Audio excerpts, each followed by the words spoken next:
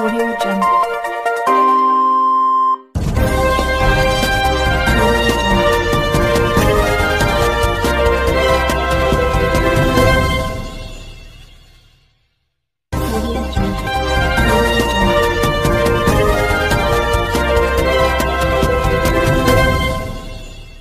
ಎಲ್ಲರಿಗೂ ನಮಸ್ಕಾರ.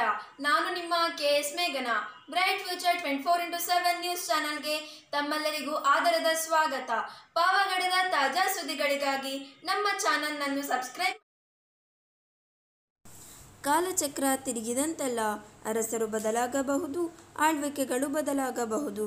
ಆದರೆ ಬರಗಾಲಗಳು ತಪ್ಪಿದ್ದಲ್ಲ, ಕ್ಷಾಮಗಳು ಬರುವುದು ನಿಲ್ಲುವುದಿಲ್ಲ. ಭಗವಂತನು ಸೃಷ್ಟಿಸಿದ ಕಾಲಮಾನಗಳ ಬವಣೆಯನ್ನು ತಪ್ಪಿಸಲು ಮಾನವರ ಪ್ರತಿರೂಪಗಳಲ್ಲಿ ಜನಿಸಿ ಜನರ ಕಷ್ಟ ಕಾರ್ಪಣ್ಯ ನೀಗಿಸುತ್ತಾನೆ.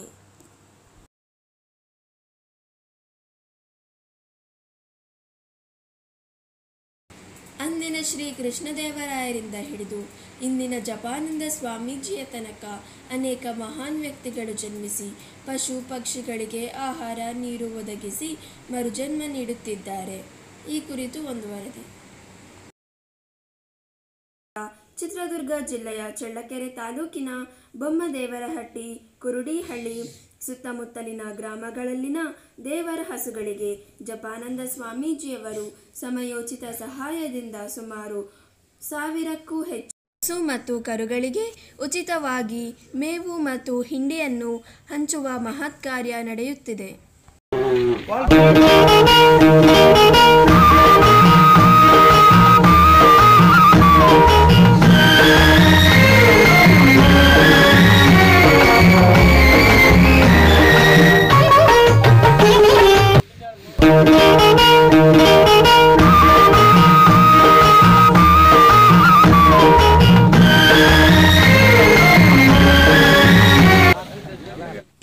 ಈ ಗೋವುಗಳು ದಟ್ಟ ಕಾಡಿನ ಮಧ್ಯೆ ವಾಸಿಸುತ್ತಿವೆ. ಈ ಗೋವುಗಳ ಇತಿಹಾಸವನ್ನು ಗಮನಿಸಿದರೆ ಕೃಷ್ಣದೇವರಾಯರ ಕಾಲದಿಂದ ಇಲ್ಲಿನ ಗ್ರಾಮಸ್ಥರು ದೇವರಿಗಾಗಿ ಗೋವುಗಳನ್ನು ಬಿಡುತ್ತಿದ್ದರು. ಈ ರೀತಿ ಬಿಟ್ಟಂತಹ ಗೋವುಗಳು ಪೋಷಿಸುವ ಗೋಪಾಲಕರನ್ನು ಕಿಲಾರಿಗಳು ಎಂದು ಕರೆಯುತ್ತಾರೆ.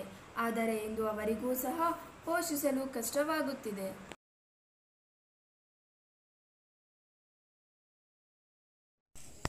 ಏಕೆಂದರೆ ಎಲ್ಲಿ ನೋಡಿದರೂ ಸಹ ಭಯಂಕರ ಬಿಸಿಲಿನಿಂದ ಒಣಗಿದ ಗಿಡ ಗುಂಟಿಗಳು ಮತ್ತು ಬರಡು ಭೂಮಿಯೇ ಗೋಚರಿಸುತ್ತಿದೆ.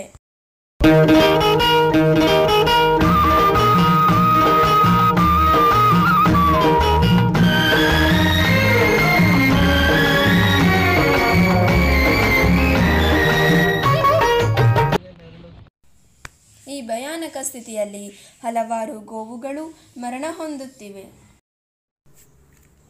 ಈ ವಿಚಾರವನ್ನು ತಿಳಿದ ಶ್ರೀ ಜಪಾನಂದ ಸ್ವಾಮೀಜಿಯವರು ಇನ್ಫೋಸಿಸ್ ಸಂಸ್ಥೆಯ ಸುಧಾಮೂರ್ತಿ ಅವರ ಸಹಕಾರದೊಂದಿಗೆ ತಕ್ಷಣ ಸ್ಥಳಕ್ಕೆ ಭೇಟಿ ನೀಡಿ ಅಲ್ಲಿರುವಂತಹ ಸಾವಿರಾರು ಗೋವುಗಳ ಕರುಣಾಜನಕ ಸ್ಥಿತಿಯನ್ನು ಗಮನಿಸಿ ತಕ್ಷಣ ಅಲ್ಲಿನ ಗೋವುಗಳಿಗೆ ಅವಶ್ಯಕವಿರುವಷ್ಟು ಮೇವನ್ನು ಒದಗಿಸುತ್ತಿದ್ದಾರೆ. ಈ ಕಾರ್ಯಕ್ರಮದ ಬಗ್ಗೆ ಸ್ವಾಮೀಜಿಯವರು ಬ್ರೈಟ್ ಫ್ಯೂಚರ್ 24x7 ನ್ಯೂಸ್ ಚಾನೆಲ್ಗೆ ಈ ರೀತಿ ಹಂಚಿಕೊಂಡರು. ಬೆಳಗ್ಗೆ ನಾವು ಚಳ್ಳಕೆರೆ ತಾಲೂಕಿನ ಕುರುಡಿಹಳ್ಳಿಗೆ ಅಲ್ಲಿಯ ದೇವರ ಹಸುಗಳು ನೋಡಕ್ಕೆ ಹೋಗಿದ್ದು. ಇನ್ಫೋಸಿಸ್ನ ಶ್ರೀಮತಿ ಸುಧಾಮೂರ್ತಿಯವರು ಹಾಗೂ ರಾಮಕೃಷ್ಣ ಸೇವಾಶ್ರಮದ ಸಹಕಾರದೊಂದಿಗೆ ಈ ಕೆಲಸ ನಡೀತಾ ಇದೆ. ನಿಮ್ಗೆ ಆಶ್ಚರ್ಯ ಆಗಬಹುದು, ಒಟ್ಟು ಸುಮಾರು 1200ಕ್ಕೂ ಹೆಚ್ಚು ಹಸುಗಳನ್ನ ನೋಡ್ಕೊಳ್ತಾ ಇದ್ದೀವಿ. ಇನ್ಫೋಸಿಸ್ನ ವಾಲಂಟಿಯರ್ ಗ್ರೂಪು ಅವರು ಬಂದು ಸಮರ್ಪಣೆ ಗ್ರೂಪ್ ಅಂತ ಗಳಿಗೆ ಪ್ರತಿ ವಾರ ಬಂದು ಹೋಗ್ಬೇಕಂತ ನಾವು ಬರ್ತೀವಿ. ಇವತ್ತು ಲಾಸ್ಟ್ ಸ್ಟ್ರಾ ಮುಗ್ದೋಗಿತ್ತು. ಆ ಹಸುಗಳು ಒಂದೇ ಸಮನೆ ಕೂಗಾಡ್ತಾ ಇದ್ವು.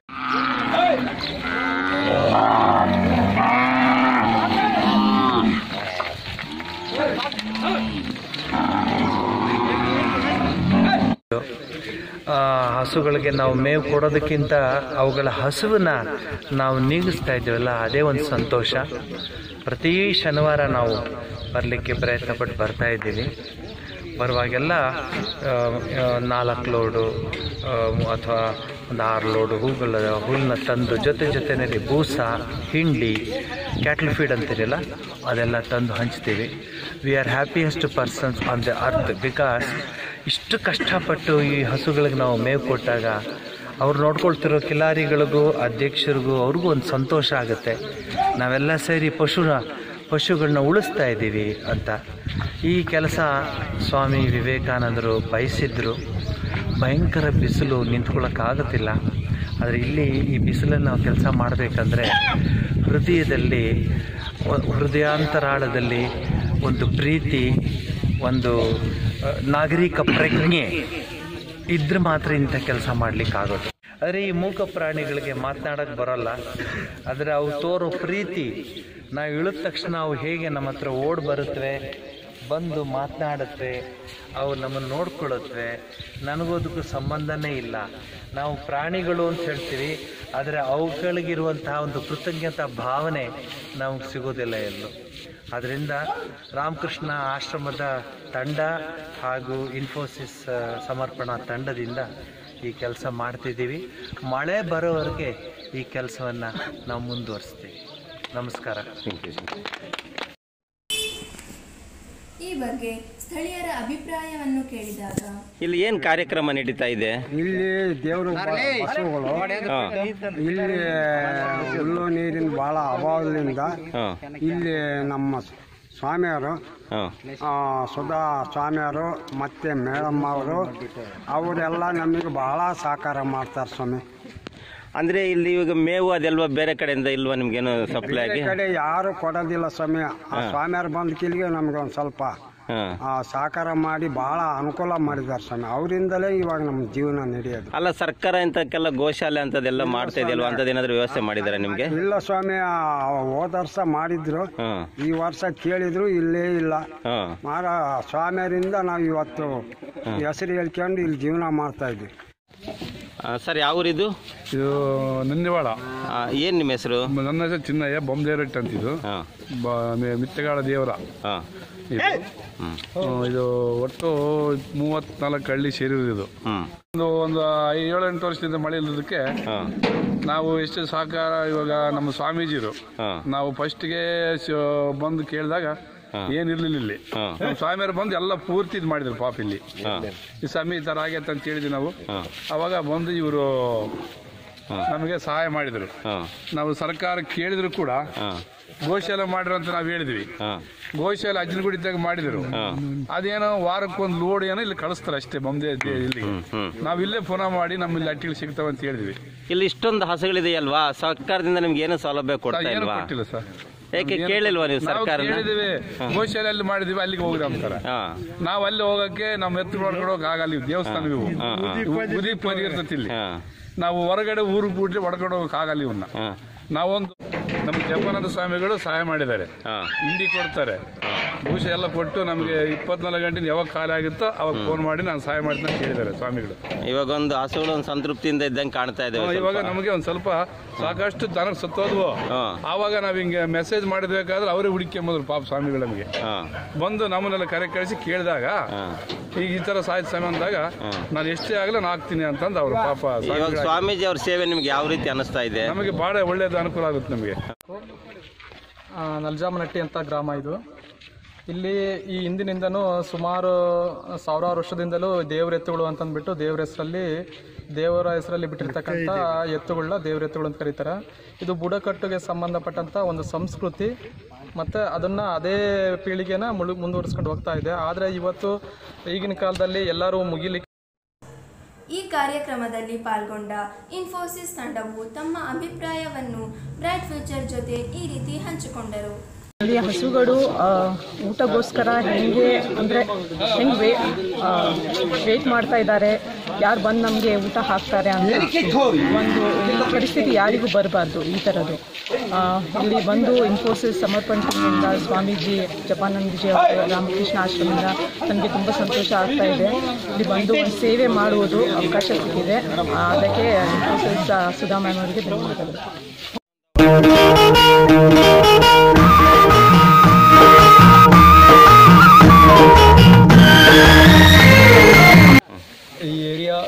చాలా సంవత్సరాల నుంచి చాలా కరువు ప్రాంతంగా ఉంది. దానికోసం మేము ఇక్కడ రామకృష్ణ సేవాశ్రమం మరియు ఇన్ఫోసిస్ ఫౌండేషన్ సుధామూర్తి మేడం తరపు నుంచి ఇక్కడ ప్రతి వారం వీళ్లకు గడ్డి మరియు దానా సప్లై చేయడం జరుగుతూ ఉంది. సో ఇది ఎంతో గొప్ప కార్యం. మనుషులు ఏమైనా చేసి సంపాదించుకోగలుగుతారు, బట్ ఈ నోరు లేని మూగజీవాల కోసం ఇవ్వడం మాకెంతో అదృష్టంగా భావిస్తున్నాము.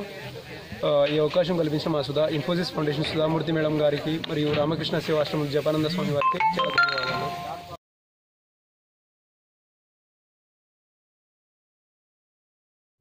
ಎಲ್ರಿಗೂ ನಮಸ್ಕಾರ. ನನ್ನ ಹೆಸರು ಮಂಜುನಾಥ್. ನಾನು ಇನ್ಫೋಸಲ್ಲಿ ಕೆಲಸ ಮಾಡ್ತಾ ಇದ್ದೀನಿ. ಸೊ ನಾವು ಸಮರ್ಪಣ್ ಒಂದು ಡಿಪಾರ್ಟ್ಮೆಂಟ್ಲಿಂದ ಇಲ್ಲಿ ವಾಲಂಟಿಯರ್ ಥರ ಬಂದಿದ್ದೀವಿ ಹಸುಗಳಿಗೆ ಮೇವು ಹಾಕೋಕ್ಕೆ. ಸೊ ಇಲ್ಲಿ ಬಂದಿದ ತಕ್ಷಣ ನೋಡ್ತಾ ಇದ್ದೀವಿ ಹಸುಗಳು ಎಷ್ಟು ಹಸುಕೊಂಡಿದ್ದು ಅಂದರೆ, ಸೊ ಊಟ ಇಲ್ಲದ, ಸರಿಯಾಗಿ ಪೌಷ್ಟಿಕ ಆಹಾರ ಇಲ್ಲ, ತುಂಬ ಹಸ್ಕೊಂಡಿದ್ದು. ಸೊ ಇಲ್ಲಿ ಬಂದ ತಕ್ಷಣ ನಮ್ಮನ್ನು ನೋಡಿದ ತಕ್ಷಣ ಸೊ ಇವರು ಏನೋ ತಂದಿದ್ದಾರೆ ಏನೋ ಅಂತ ಒಂದು ತುಂಬ ಹಸು ಥರ ನಮ್ಮನ್ನು ನೋಡ್ತಾ ಇದ್ದು. ಸೊ ಅವರಿಗೆಲ್ಲ ಮೇವೆಲ್ಲ ಹಾಕಿದ ತಕ್ಷಣ ತುಂಬ ಖುಷಿಪಟ್ಟು ಹೋಗ್ತು ಹೊಟ್ಟೆ ಎಲ್ಲ ತಿಂದಮೇಲೆ. ಸೊ ಇದು ನನ್ನ ಅಭಿಪ್ರಾಯ. ಧನ್ಯವಾದಗಳು. ನನ್ನ ಹೆಸರು ರಾಕೇಶ್ ಜೈನ್ ಅಂತೇಳಿ ಬೆಂಗಳೂರಿನ ಇನ್ಫೋಸಿಸ್ ಸಂಸ್ಥೆಯಿಂದ ನಾನು ಬಂದಿದ್ದೇನೆ ವಾಲಂಟಿಯರಾಗಿ ಕೆಲಸ ಮಾಡೋಕ್ಕೆ. ಸೊ ಇಲ್ಲಿ ನಾವು ಏನಕ್ಕಪ್ಪ ವಾಲಂಟಿಯರಾಗಿ ಬಂದಿರೋದು ಅಂತಂದರೆ, ಇನ್ಫೋಸಿಸ್ ಸೈನ್ಸ್ ಫೌಂಡೇಶನ್ನ ಸುಧಾಮೂರ್ತಿ ಅವ್ರ ಮೇಡಮಿಂದ ಏನು ಈ ಹೆಲ್ಪಿಂಗ್ ನೇಚರ್ ಏನಿದೆ, ಈ ಹಸುಗಳಿಗೆ, ಇದು ದೇವರ ಹಸುಗಳಂತ ಏನು ಕರೀತಾರೆ, ಇದು ಯಾರು ನೋಡ್ಕೊಳ್ತಾರೆ ಹಸುಗಳು. ಇವಾಗ ಮೇವುಗಳು ಇಲ್ದಲೇ ಇದು ಸಾಯುವಂಥ ಸ್ಟೇಜಲ್ಲಿ ಇದ್ವು ಆ್ಯಕ್ಚುಲಿ. ಸೊ ಇನ್ಫೋಸಿಸ್ನ ಸಂಸ್ಥೆಯಿಂದ ಇದಕ್ಕೆಲ್ಲ ಮೇವು ಕಲ್ಪಿಸ್ಕೊಟ್ಟು ಜೀವ ಬರುವಂಥ ಒಂದು ಕಾರ್ಯ ಮಾಡಿದ್ದಾರೆ. ಸೊ ಅದಕ್ಕೆ ತುಂಬ ಆಭಾರಿಯಾಗಿದ್ದೇನೆ. ನಾನು ಇನ್ಫೋಸಿಸ್ ಸಂಸ್ಥೆಯಿಂದ ಈ ಕೆಲಸ ಮಾಡ್ತಿದ್ದೇನೆ ಅನ್ನೋಕ್ಕೆ ತುಂಬ ಖುಷಿಯಾಗುತ್ತೆ. ಸೊ ನನಗೆ ಇದ್ರ ಜೊತೆಗೆ ನಮ್ಮ ಸ್ವಾಮೀಜಿಗಳ ಪತಾನಂದ ಸ್ವಾಮೀಜಿಗಳು ಕೂಡ ತುಂಬ ಸಹಾಯ ಮಾಡ್ತಿದ್ದಾರೆ. ಸೊ ಇಷ್ಟೆಲ್ಲ ಇಷ್ಟಪಡ್ತೇನೆ. ನೀವು ಸಾಫ್ಟ್ವೇರ್ ಅಲ್ವಾ, ಯಾವಾಗಲೂ ನೆರಳಲ್ಲಿ ACಯಲ್ಲಿ ಇರ್ತೀರಾ. ಇಲ್ಲಿ ಬಂದಾಗ ನಿಮ್ಗೆ ಏನು ಅನ್ನಿಸ್ತು? ಅಲ್ಲಿ ಸರ್ ನಮಗೆ ಸಾಫ್ಟ್ವೇರ್ ಅಂತ ಹೇಳಿದ್ರು ನಾವು ಆಚೆ ಬಂದಾಗ ಸ್ವಲ್ಪ ನಾವು ಕಾಣ್ತೀವಿ, ಆದರೆ ಇದು ಸ್ವಲ್ಪ ಜಾಸ್ತಿ ಅಂತ ಕಾಣುತ್ತೆ ಅಷ್ಟೇ. ಅದು ಹೌದೌದು.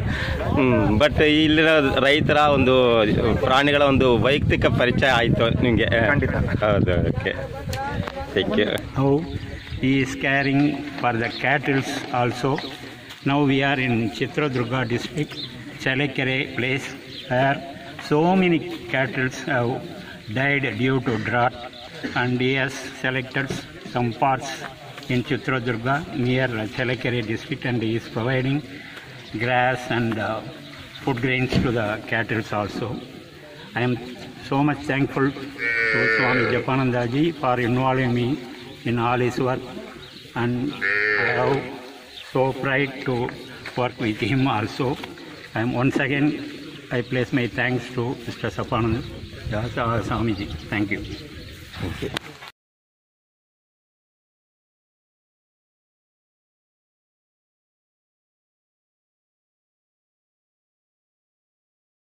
ಒಟ್ಟಾಗಿ ಹೇಳುವುದಾದರೆ, ಎಲ್ಲ ಕಾರ್ಯಕ್ರಮಗಳನ್ನು ವೆಚ್ಚಿಸಿದಾಗ ಹಸಿದ ಪ್ರಾಣಿ ಪಕ್ಷಿಗಳಿಗೆ ಆಹಾರ ಮತ್ತು ನೀರನ್ನು ಒದಗಿಸುತ್ತಿರುವಂತಹ ಜಪಾನಂದ ಸ್ವಾಮೀಜಿಯವರು ಅವುಗಳ ಪಾಲಿನ ದೇವರ ಪ್ರತಿರೂಪವೆಂದೇ ಹೇಳಬಹುದು.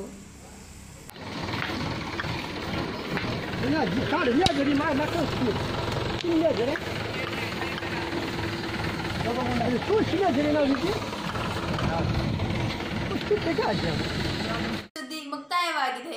ಮುಂದಿನ ತಾಜಾ ಸುದ್ದಿಗಳಿಗಾಗಿ ನಮ್ಮ ಚಾನೆಲ್ ಅನ್ನು ಸಬ್ಸ್ಕ್ರೈಬ್ ಮಾಡಿರಿ.